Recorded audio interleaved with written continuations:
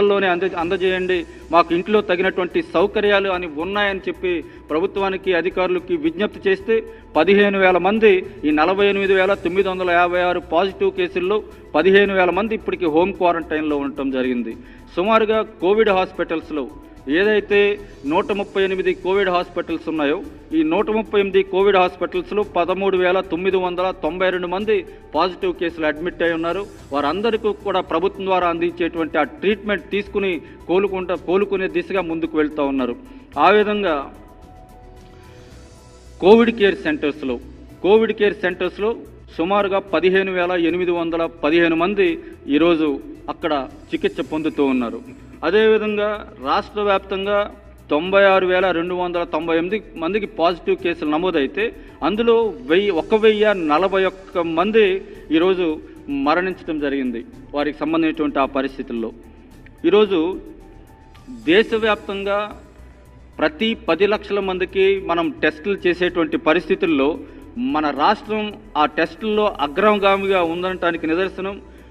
ప్రతి 10 లక్షల మందికి మనం పరీక్షలు చేస్తే పాజిటివ్ రేటు 5.6గా రావటం జరిగింది. ఈ విధంగా మనం ఏ విధంగా ప్రిపేర్డ్నెస్ పెంచుకున్నామంటే మార్చి నెల మొదట్లో 1-2 ల్యాబ్లకు పరిమితమైతే ఈరోజు రాష్ట్ర వ్యాప్తంగా దాదాపుగా 20 ల్యాబులను మనం పెంచుకోవటం జరిగింది. ఆ విధంగానే టెస్టులకు సంబంధించి కూడా దాదాపుగా అప్పుడు రోజుకి కొన్ని 2,000, 3,000, 4,000 మనం టెస్టులు చేసే సామర్థ్యం నుంచి ఈరోజు ప్రతిరోజు కూడా 50,000 టెస్టులు ఈరోజు ఈ రాష్ట్రంలో చేసేటువంటి పరిస్థితికి మనం ముందుకు వెళ్ళాం. దానితో పాటు ఈరోజు రాష్ట్రం ఉన్నటువంటి ఈ ఆర్థిక పరిస్థితుల్లో ప్రతిరోజు కూడా కేవలం టెస్టులకే మనం 5 కోట్ల రూపాయలు వెచ్చిస్తూ ఉన్నాం. కేవలం ప్రతిరోజు ప్రజలకు సంబంధించి ఈ టెస్టులు అది ఆర్టీపీసీఆర్ కానివ్వండి, ట్రూనాట్ కానివ్వండి, ర్యాపిడ్ కిట్స్ ద్వారా కానివ్వండి, మనం ఏ టెస్టులు చేసినా కూడా ఆ టెస్టులకు సంబంధించి ప్రతిరోజు 5 కోట్ల రూపాయలు వెచ్చించడం జరుగుతూ ఉంది. ఈ విధంగా మనం ఈ కేసులు పెరుగుతున్నటువంటి పరిస్థితిని కూడా మనం సమర్థవంతంగా ఎదుర్కొంటా ఉన్నాం. మరింత ముఖ్యమైనటువంటి అంశం ఏంటంటే ఈ కేసులు ప్రతిరోజు ఇన్ని పెరగటానికి గల ప్రధాన కారణం ఎక్కువగా మనం టెస్టుల సామర్థ్యాన్ని పెంచుకుంటూ మాత్రమే కాకుండా ఆ టెస్టులను కూడా క్లస్టర్స్లో ఎక్కువగా మనం నిర్వహించడం జరుగుతూ ఉంది. ఏదైతే రెడ్ జోన్స్ ఉన్నాయో, ఏదైతే క్లస్టర్స్ ఉన్నాయో ఆ క్లస్టర్స్ పరిసర ప్రాంతాల్లో సుమారుగా చేసేటువంటి టెస్టుల్లో 90% టెస్టులని మనం ఆ క్లస్టర్స్లోనే ఎక్కువగా చేయటం జరుగుతూ ఉంది. అంటే ఎక్కువగా పాజిటివ్ కేసులు ఉన్నటువంటి ఆ ప్రాంతాన్ని ఒక క్లస్టర్గా ఎప్పుడైతే గుర్తించామో ఆ ప్రాంతంలో ఆ పరిసర ప్రాంతాల్లో ఎక్కువగా పాజిటివ్ కేసులు నమోదయ్యేటువంటి అవకాశం ఉంటుంది. ఆ ప్రాంతాల్లోనే ఎక్కువగా టెస్టులు నిర్వహించడం వల్ల దానికి సంబంధించి కేసులు కూడా ఎక్కువగా నమోదు అవుతూ ఉన్నా కూడా కేసుల సంఖ్య పెరుగుతూ ఉన్నట్టుగా ప్రభుత్వం దృష్టికి వచ్చినా కూడా ప్రభుత్వం పెరిగేటువంటి ఆ పరిస్థితిని, ఆ కేసులు పెరిగేటువంటి ఆ పరిస్థితిని సమర్థవంతంగా ఎదుర్కొంటూ ముందుకు వెళ్తూ ఉంది. అదేవిధంగా 104కి సంబంధించి గతంలో ఇంటింటికి వెళ్ళి టెస్టులు చేసి వారికి సంబంధించి సూచనలు ఇచ్చి తదుపరి చర్యలు తీసుకునేటువంటి పరిస్థితి ఉంది.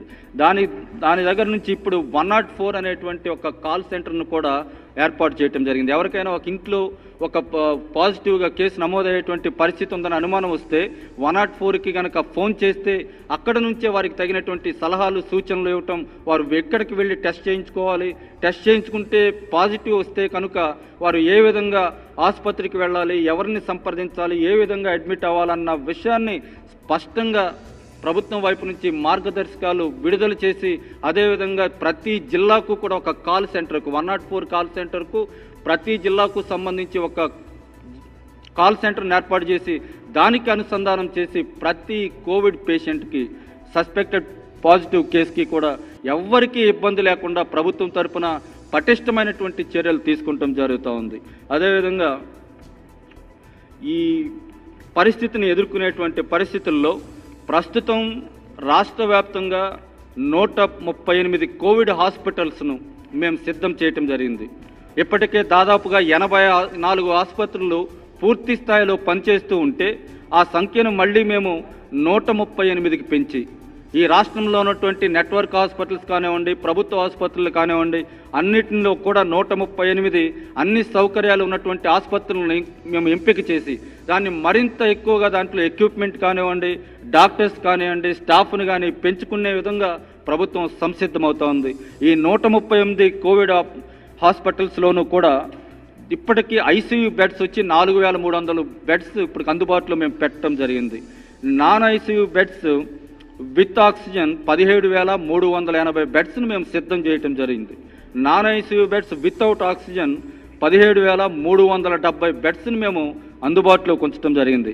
ఈ విధంగా 39,051 బెడ్స్ను కోవిడ్ హాస్పిటల్లో 138 కోవిడ్ హాస్పిటల్స్లోనూ కోవిడ్ పాజిటివ్ పేషెంట్లకు సంబంధించి మేము ఈ సౌకర్యాలను కేవలం బెడ్ స్ట్రెంత్ పెంచడం మాత్రమే కాదు, ఎక్విప్మెంట్ను త్వరలో డాక్టర్స్ను రిక్రూట్మెంట్ చేయటం ద్వారా దానికి సంబంధించి కూడా పూర్తి స్థాయిలో ఆ 138 కోవిడ్ హాస్పిటల్స్ కూడా స్ట్రెంథన్ చేయటం జరుగుతూ ఉంది. అదేవిధంగా వెంటిలేటర్స్ కూడా ప్రస్తుతానికి వెంటిలేటర్స్ 1,513 వెంటిలేటర్స్ ఉంటే ఈ వెంటిలేటర్స్ సంబంధించి అదనంగా మరొక 1000 వెంటిలేటర్స్ని మేము సేకరించడం జరుగుతోంది కేంద్ర ప్రభుత్వం ద్వారా.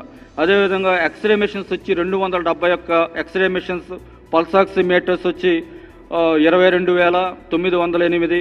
అదేవిధంగా పీపీఈ కిట్లు వచ్చి పీపీఈ కిట్లు కూడా ఎవ్వరూ ఆందోళన చెందవలసినటువంటి అవసరం లేదు. 8,60,415 పీపీఈ కిట్లని మేము ప్రభుత్వం తరపున సిద్ధం చేయటం జరిగింది. అదేవిధంగా N95 మాస్కులు కూడా 7,02,384 N95 మాస్కులను కూడా ప్రభుత్వం తరపున మేము సిద్ధం చేయటం జరిగింది.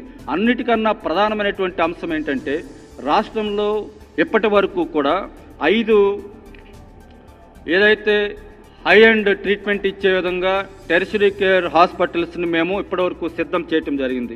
అందులో ప్రధానంగా చిత్తూరు, కర్నూలు, కృష్ణా, నెల్లూరు, విశాఖపట్నం జిల్లాల్లో ఇప్పటికి 5 టెరిషరీ కేర్ ఏదైతే ఎవరికైతే పాజిటివ్ కేసులు అతి తీవ్రమైనటువంటి ఇబ్బందితో ఉన్నటువంటి పాజిటివ్ కేసెస్ అన్నీ కూడా సివియర్ సిమ్టమ్స్ ఉన్నటువంటి పాజిటివ్ కేసెస్ సంబంధించి వారిని అందరినీ కూడా ఈ హై అండ్ ట్రీట్మెంట్ ఇచ్చేటువంటి ఈ హాస్పిటల్స్కి తరలిస్తాం.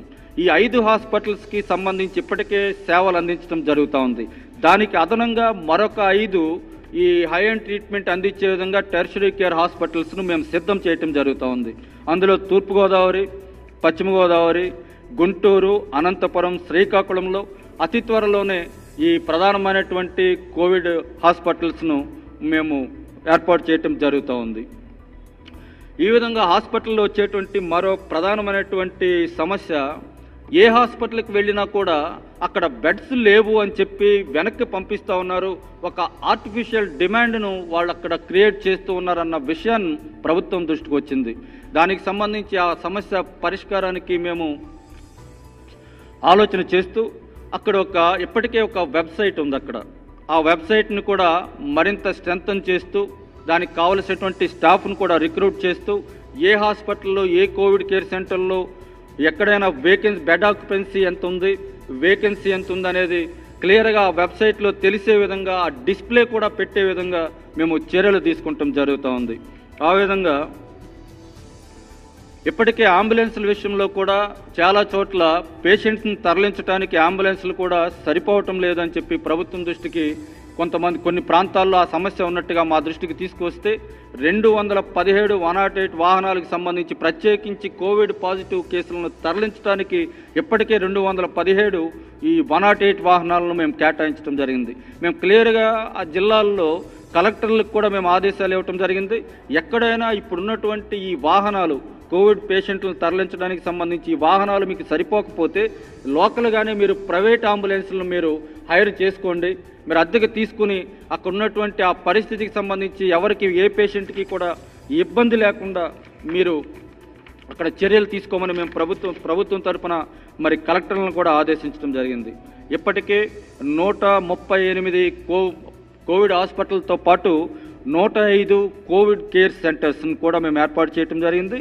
ఈ కోవిడ్ కేర్ సెంటర్స్లో కూడా అంతకుముందు ఈ హాస్పిటల్లో ఉన్నటువంటి బెడ్స్కి అదనంగా, అంటే కోవిడ్ కేర్ సెంటర్స్ అంటే ఏదైతే సిమ్టమ్స్ సివియర్గా ఉన్నాయో ఆ సిమ్టమాటిక్ కేసులను అన్నింటినీ కూడా కోవిడ్ హాస్పిటల్కి తరలిస్తే ఈ కోవిడ్ 105 ఈ రాష్ట్రంలో ఉన్నటువంటి 105 కోవిడ్ కేర్ సెంటర్స్లోనూ కూడా 46,698 బెడ్స్ను మేము అందుబాటులో ఉంచడం జరిగింది. ఈ బెడ్స్తో పాటు ఇక్కడ ఒక మెడికల్ టీంను కూడా అందుబాటులో ఉంచడం జరిగింది. ఈ కోవిడ్ కేర్ సెంటర్స్ కూడా రాష్ట్రంలో సుమారుగా 105 కోవిడ్ కేర్ సెంటర్లను ఏర్పాటు చేయడం జరిగింది. అక్కడ పరిమితమైనటువంటి ఎక్విప్మెంట్, ఎందుకంటే అక్కడ అసిమ్టమాటిక్ ఉంటారు కాబట్టి, అంటే ప్రారంభ దశలో ఉన్నటువంటి వారికి ఆ కోవిడ్ కేర్ సెంటర్లో ట్రీట్మెంట్ ఇవ్వటం జరుగుతూ ఉంది కాబట్టి దానికి సంబంధించి అక్కడ అవసరమైనటువంటి ఎక్విప్మెంట్ పెట్టి అక్కడ 46,000 బెడ్స్ని కూడా సిద్ధం చేయటం జరిగింది. మెడికల్ టీమ్స్ని కూడా అక్కడ ఏర్పాటు చేయటం జరిగింది. అదేవిధంగా దానికి సంబంధించి అక్కడ త్వరలో సీసీ కెమెరాలు కూడా ఏర్పాటు చేయడం జరుగుతుంది. ఎందుకంటే ఆ వార్డుల్లో కానివ్వండి, ఆ హాస్పిటల్స్లో కానివ్వండి, ఆ పేషెంట్స్కు జరుగుతున్నటువంటి ట్రీట్మెంటు లేకపోతే అందజేసేటువంటి ఆహారం ఏ విధంగా అందుతూ ఉందో ఇవన్నీ కూడా పరిశీలన చేయడానికి అక్కడ సీసీటీవీకి సంబంధించి ఏర్పాట్లు కూడా త్వరలోనే ఏర్పాటు చేయడం జరుగుతూ ఉంది. ఈ విధంగా రాష్ట్ర ప్రభుత్వం ఎన్ని చర్యలు తీసుకుంటా ఉన్నా కూడా ఈ విధంగా ప్రతిపక్షాలు ఈ విధంగా నిరాధారమైనటువంటి ఆరోపణలు చేయటం ద్వారా రాజకీయ లబ్ధి పొందాలనుకుంటాం. నిజంగా దారుణమైనటువంటి విషయం. మేము అడుగుతా ఉన్నాం ఈరోజు చంద్రబాబు నాయుడు గారిని, మీరు అధికారంలో ఉన్నటువంటి 5 సంవత్సరాల్లో ఏదో అరకొరగా ఒక నోటిఫికేషన్ ఇచ్చి ఆ నోటిఫికేషన్లో ఇచ్చినటువంటి డాక్టర్స్ను కూడా పూర్తి స్థాయిలో మీరు ఫిలప్ చేసేటువంటి పరిస్థితి లేకపోతే ఈరోజు మేము అధికారంలోకి వచ్చినటువంటి ఈ సంవత్సరంలోనే దాదాపుగా 3 సార్లు నోటిఫికేషన్, 2 సార్లు గతంలో ఇచ్చాం, ఇప్పుడు ఇంకొక నోటిఫికేషన్ కూడా ఇవ్వడానికి మేము సిద్ధమవుతా ఉన్నాం.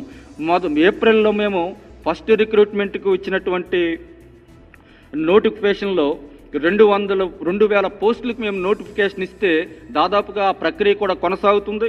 ఇప్పటికీ డాక్టర్ల పోస్టులకు గాను 750 మందిని మొదట ఏప్రిల్లో ఇచ్చినటువంటి రిక్రూట్మెంట్లో నోటిఫికేషన్లో 750 మందిని మేము రిక్రూట్ చేసుకుంటాం జరిగింది డాక్టర్స్ను.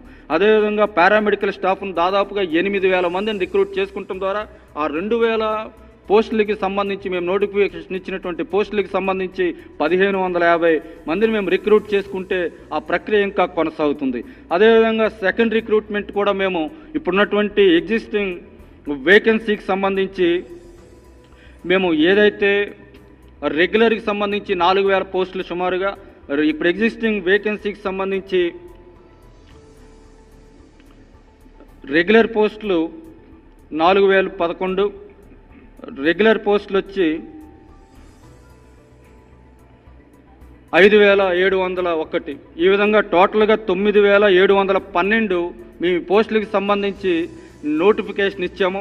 అవి ఆగస్టు 15 లోపల ఆ 9,712 మెడికల్, పారామెడికల్ స్పెషలిస్టులు డాక్టర్లకు సంబంధించి పూర్తిగా ఆ డాక్టర్లను రిక్రూట్ చేసుకునేటువంటి ఆ కార్యక్రమం పూర్తవుతూ ఉంది. ఇది కాకుండా ఈ ప్రత్యేకంగా ఇప్పుడు రాష్ట్రంలో ఉన్నటువంటి కోవిడ్ను ఎదుర్కొనేటువంటి పరిస్థితికి సంబంధించి గౌరవ ముఖ్యమంత్రి గారు జగన్మోహన్ రెడ్డి గారు స్పష్టమైనటువంటి ఆదేశాలు ఇవ్వటం జరిగింది. ఈ రెగ్యులర్గా ఉన్నటువంటి ఈ పోస్టులను మనం ఈ వేకెన్సీస్ను ఫిలప్ చేయటం మాత్రమే కాకుండా, అదనంగా పోస్టులను క్రియేట్ చేయటం మాత్రమే కాకుండా, ఈ కోవిడ్ను సమర్థవంతంగా ఎదుర్కొనడానికి ఎక్కడ డాక్టర్ల కొరత కానీ, స్టాఫ్ కొరత కానీ, నర్సుల కొరత కానీ రాకుండా చూడటానికి దాదాపుగా 17,410 మందిని ఇప్పుడు కొత్తగా మేము ఈ 6 నెలల కాలానికి రిక్రూట్ చేసుకోబోతా ఉన్నాం. దాదాపుగా 900 కోట్ల రూపాయలు ఖర్చుతో, ఎక్కడ ఏమాత్రం ఖర్చుకు వెనకాడకుండా దాదాపుగా అందులో డాక్టర్స్ కానివ్వండి, అదేవిధంగా పారామెడికల్ స్టాఫ్ కానివ్వండి, స్పెషలిస్టులు కానివ్వండి, దాదాపుగా 17,410 మందిని మేము రిక్రూట్ చేసుకోబోతా ఉన్నాం. ఇప్పటికే కలెక్టర్లకు వీలైతే మీరు స్థానికంగా ఏదన్నా రిక్రూట్మెంట్ చేసుకునే అవకాశం ఉంటే మీరు స్థానికంగా రిక్రూట్ చేసుకోమని ఇప్పటికి ఆదేశాలు ఇవ్వటం జరిగింది. రేపు 1-2 రోజుల్లో స్పష్టంగా ఈ రిటర్న్గా కూడా ఆదేశాలను మేము పంపించడం జరుగుతూ ఉంది. ఆ ప్రక్రియ కూడా త్వరలోనే మరి పూర్తవుతూ ఉంది. ఈ విధంగా డాక్టర్లకు సంబంధించి కానీ, ఎక్విప్మెంట్కి సంబంధించి కానీ, హాస్పిటల్ ప్రిపేర్డ్నెస్కి సంబంధించి కానీ మేము ఈ విధంగా ఎక్కడా కూడా ఈ హాస్పిటల్స్లో కానివ్వండి, కోవిడ్ కేర్ సెంటర్స్లో కానివ్వండి, ప్రజలకు ఏ విధంగా ఎటువంటి ఇబ్బంది లేకుండా ముందుకు వెళ్తూ ఉన్నాం. ప్రజలు ఎవ్వరూ కూడా భయాందోళనకు గురి కావాల్సినటువంటి అవసరం లేదు.